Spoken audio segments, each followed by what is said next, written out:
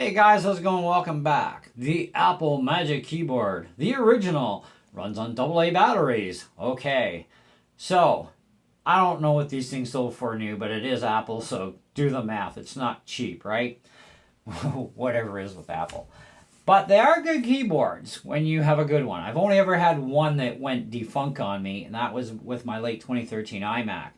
I've had the rechargeable version of this in the exact same size, along with the rechargeable mouse. I do have another rechargeable mouse. We will do a separate review on it later. However, I wanted to review this because I haven't actually reviewed one of these battery powered ones before. I don't know why or how it happened, but it did. So here we are. Now, you can't buy these brand new anymore with the batteries, okay? I mean, AA, come on. It's old school, right? You can get the rechargeable versions now, with or without Touch ID. Without Touch ID, they're currently on sale at Best Buy for $109, which actually is not a bad price on sale. With Touch ID, though, it'll set you back about $180 for the shorty. You can get the long version with Touch ID in black and silver for $229, or you can get the just standard white and silver, no Touch ID for $149. If you want space gray, I hope you're sitting down for this. It's like $300, and it's like, oh, how do they justify the cost? I have no idea for space gray. It is not that freaking much different than silver and black, but hey, if you want it, you're gonna pay for it. But that's just the way it is. So, as far as this keyboard goes, though, and anything, it is never perfect, so it automatically gets dinged. I'm throwing this a big 4 out of 5. Now, I would not advise paying any more than about $20 to $25 tops. And make sure before you pay over the cash, you bring your iPad with you. You won't connect this to your phone. I've never been able to yet. Same with the mouse. I can't connect it to my phone. I don't know why. I should be able to. It's iOS, right? I don't know. But anyhow, bring your iPad. Make sure all the keys work. You're going to be buying these things private, probably on Marketplace. If you buy it off eBay, at least you have a recourse if you do get a dead one, so that's up to you. It's on you, but you're going to pay more between the keyboard and the shipping cost. It's stupid, so just buy one used on Marketplace if you find one that runs on AA's. But don't pay more than 25 bucks because they're not worth more than that. And that's in this condition, which I score this as 9 out of 10. Okay, there's just a slight bit of fading on a couple of keys, like very minimal. So that to me is 9 out of 10. It's not perfect. It's not like it's brand new condition.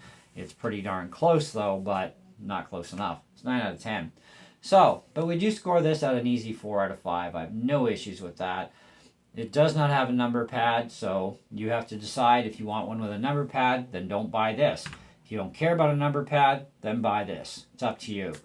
Rechargeable ones on the used market are worth about $35. Now, I am talking Canadian dollars here. One of the things that kind of really makes me skittish about buying a used rechargeable one is you don't know the condition of the battery. Okay, I mean everything charges to 100% no matter what. Even an iPad with a pre-well puked battery is still going to charge to 100%, same as your phone will.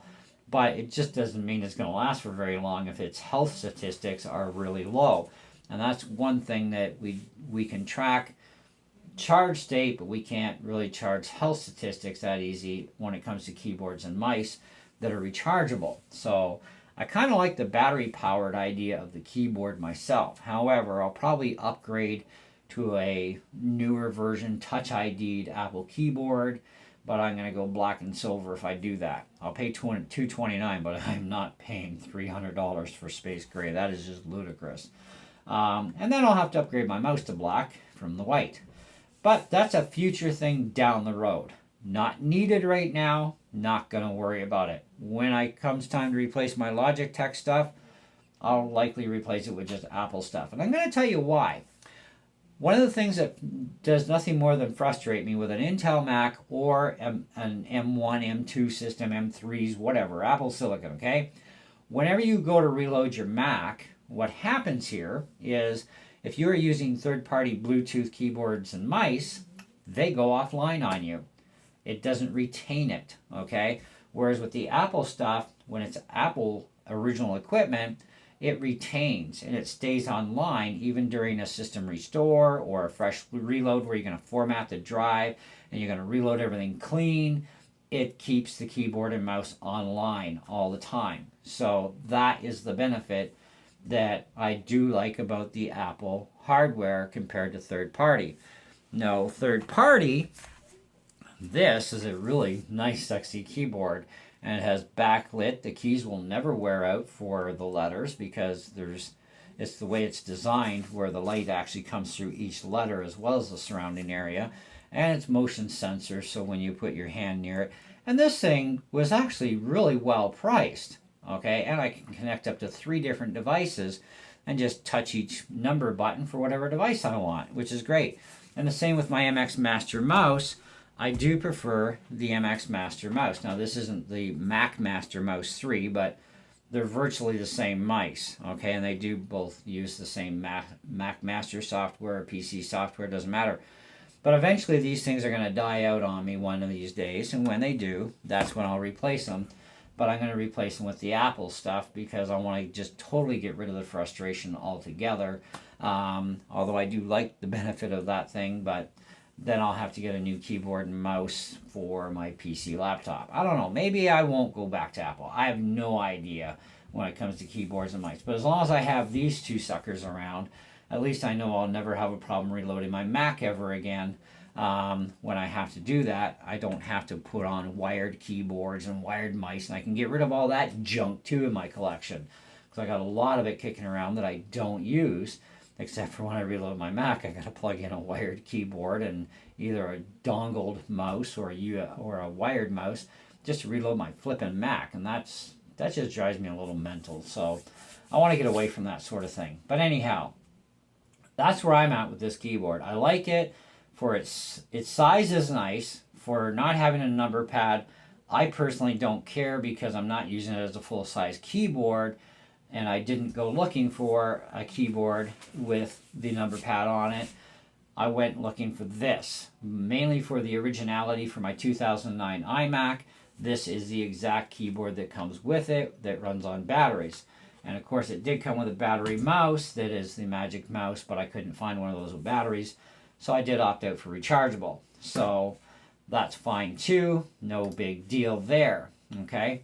But I sold the 2009 iMac and I got rid of a bunch of other older Macs and stuff the other day too. Just, I'm not using the stuff anymore, and I got to limit the junk I've got in the house. So I thought, well, you know what? I have a friend, he could use all this stuff, so I sold him the iMac, but gave him the rest of the stuff. But I kept the keyboard and mouse because I need them for my Mac Mini for reload purposes. So, and that's mainly what these are used for. So, like I said, I'm not really sure which way I'm going to go in future when those Logitech ones decide to give up the ghost, because the batteries are not replaceable. Same as in your Apple keyboards and mice that are rechargeable, those batteries are not replaceable. When they're dead, and that's it. You throw them out and you go buy new ones, okay? But they'll last for years. That's the thing. You'll get years of use before you have to worry about it. So it does pay for itself over time regardless. So, but I do kind of, for the small size and for what I'm going to use it for, I do like it. And regardless of the fact, even though I do prefer the extended keyboards, really by far, I'm only reviewing as what this is, not for what it doesn't have, but for what it is and what it does have.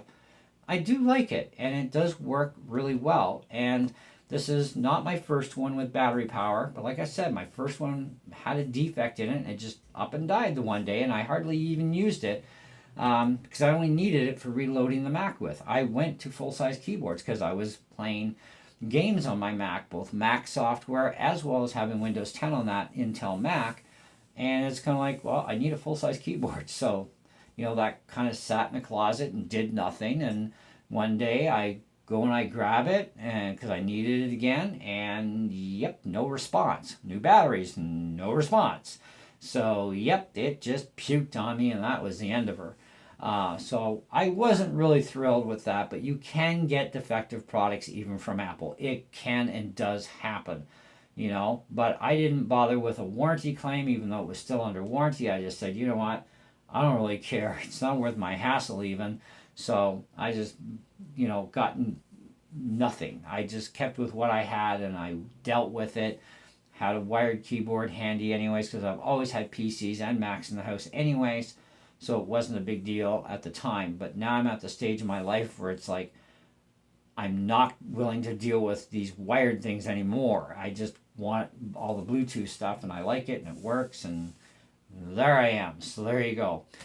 Anyways, end of review, 4 out of 5. That's where I put it. Now, before we totally end this review, though, don't pay more than 25 bucks tops, and make sure it's in at least this physical condition. So take a good close look at how the keys look and the fading of a few of the keys.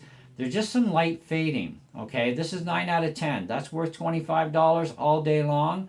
But make sure you test it with your iPad if you're buying privately, either from a pawn shop, or if you're going to buy it from marketplace deal, face-to-face deal. Test it, make sure everything's fine on it, and as long as it has at least this sort of condition or better, 9 out of 25 bucks tops. That's it. That's all it's worth. Just 25 bucks. If you're buying the battery powered mouse, no more than 20 bucks. Okay, because these rechargeable ones are now selling at pawn shops for $30 to $35. That's all they're worth. Okay, even though they still currently make and sell rechargeable ones, these are only $90 new in Canada. So a used one, hey, they're not worth much, man. I got this one at a hawk shop the other day. We'll be reviewing it next, and it only cost me, I think, about 30 or 35 bucks. And it's fine. It works great. Holds a great charge. So I've been testing it, and yep, it's got a great battery in it. So happy with that purchase. Again, you're going to need an iPad to test this. We tried it with the iPhone. I have a 12 mini, and it wouldn't connect. I don't know why. Wouldn't even be found. It's like, whatever. So they had an iPad in the store. We set it up because we had to, and we tested, and it was fine. So I thought, all right, well, we'll see how long the battery lasts, because they had 3 in the display case. So I had a couple more chances, because even the pawn shop gave me like a 30-day warranty, right? So they could just easily replace it because they had some extras. So that wasn't so bad. But anyways, there's where I am on the keyboard. So stay tuned for our review on the mouse. That'll be coming up next. For some reason, I never did reviews on these particular models. I have no idea why, but, well, hey, we're going to get them now. So thanks so much for watching, staying tuned, and we'll catch you on the next one. So see ya.